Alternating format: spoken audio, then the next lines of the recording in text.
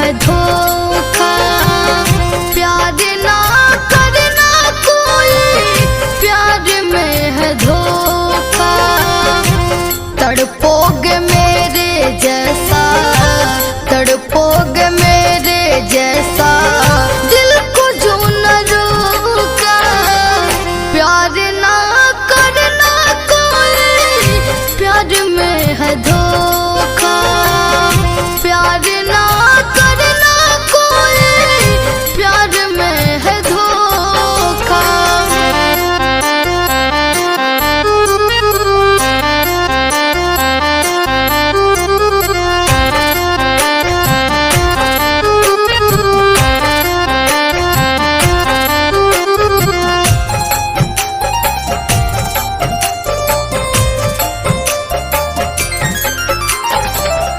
मेरा दिल किसी को कभी अपना ये माना था।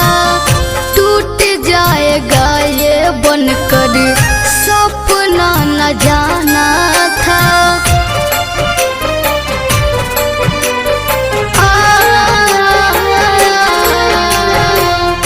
मेरा दिल किसी को कभी अपना ये माना था। टूट जाएगा ये बनकर सपना न जाना था। आँखों को रोने का ना, आँखों को रोने का ना देना कभी मौका। प्यार ना करना कोई, प्यार में है धोखा।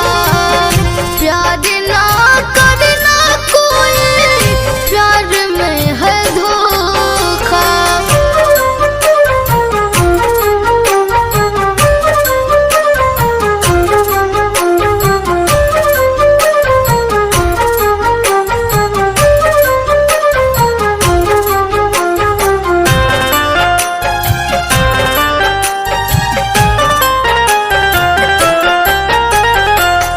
क्यों पड़े हो लोग सुन लो हसीनों के प्यार में। ठोकर मिलेगा तुमको, क्यों हो तुम अंधार में।